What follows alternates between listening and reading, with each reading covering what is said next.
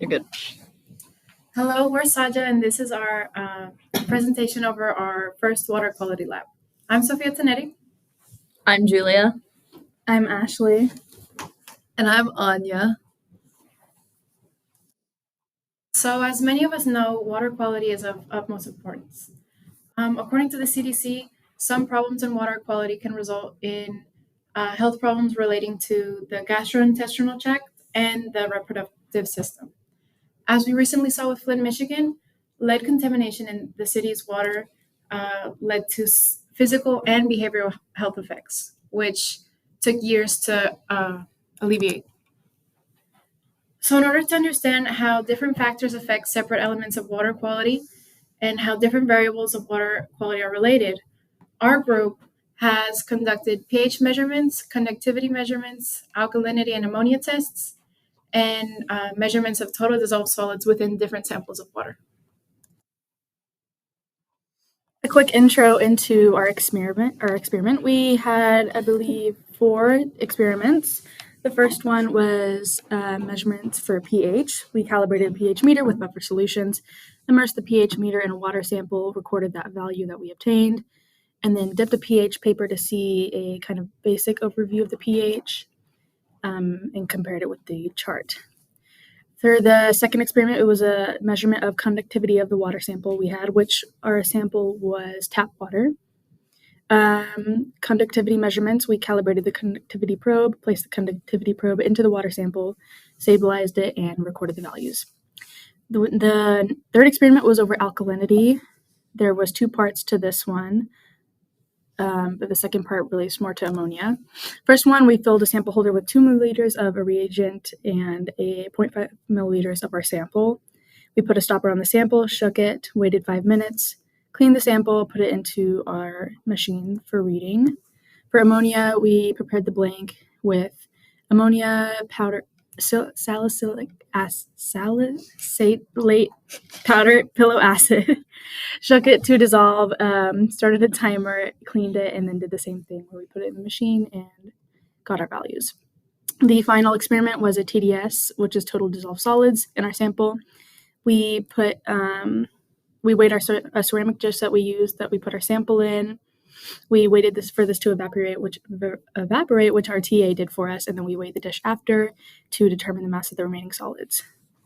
All right, and here we have all of the recorded data from each of the groups, which all did one of 5 different samples. So we have the Lake Austin raw water, Bay raw water, Austin tap water, which is one of the samples that my group did, micropore water, and then the treated bay water and treated lake water.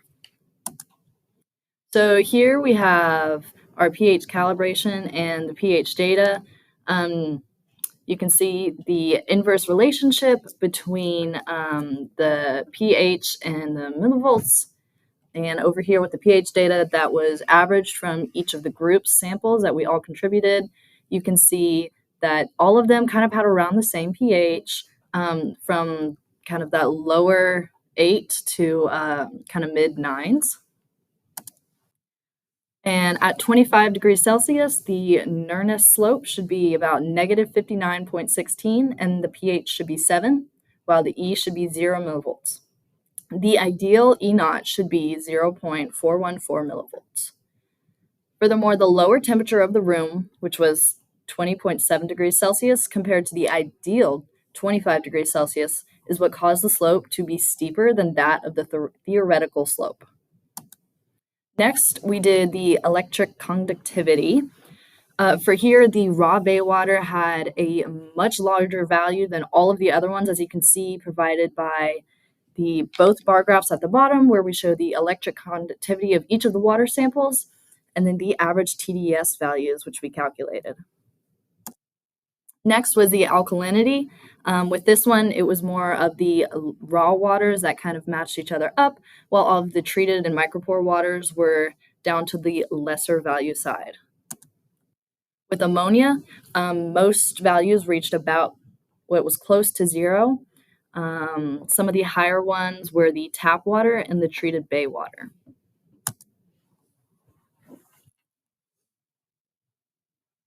So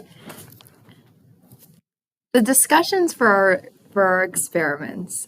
So the total dissolved solids value was within the typical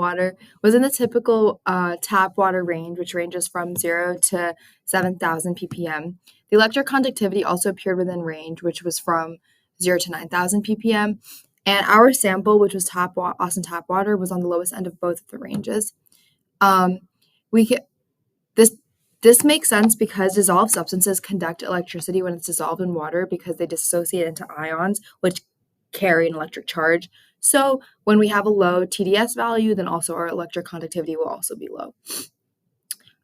Additionally, we had a higher ammonia amount in Austin tap water, less in bay water, but this is likely because of the disinfectant that we use in water treatment to make sure that the water is drinkable, which is called chloramine. So that could be the reason why we had higher ammonia levels.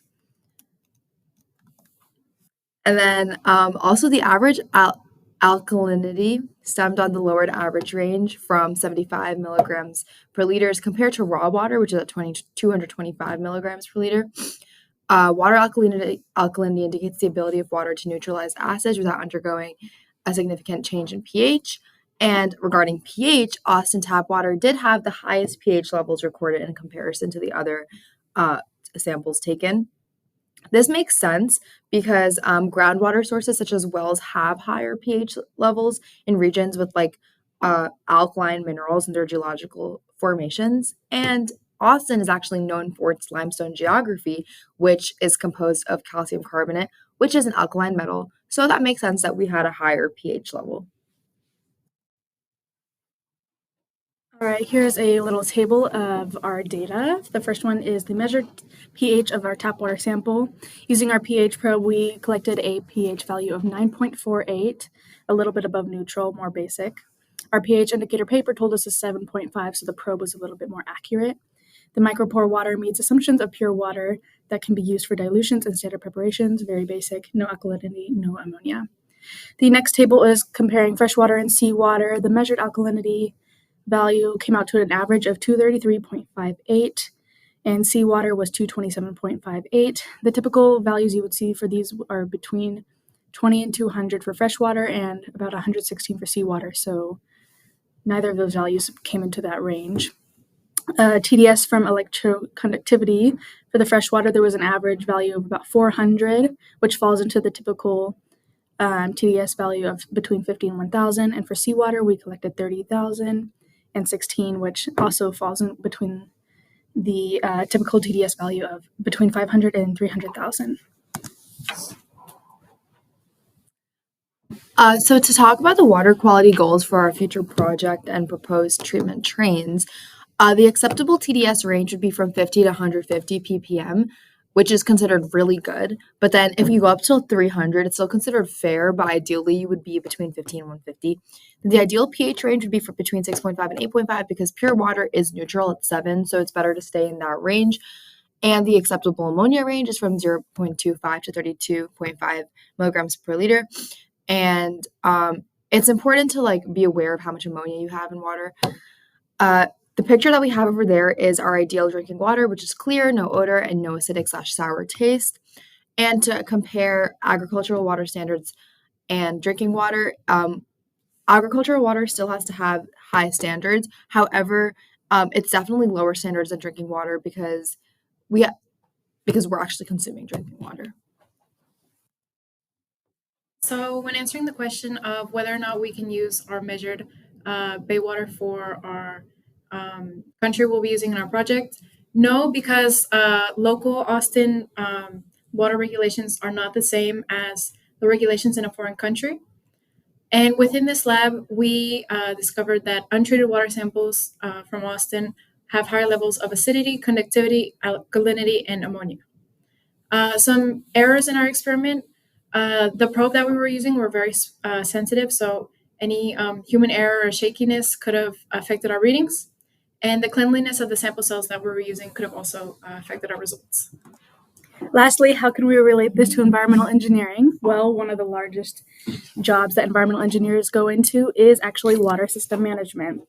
So we can work to assess water quality, we can design better treatment facilities, and overall this lab shows how utilizing these elemental compositions that we looked at in the lab today are useful in determining safetiness and cleanliness that environmental engineers use in their water systems that they design. Here are our citations, and thank you for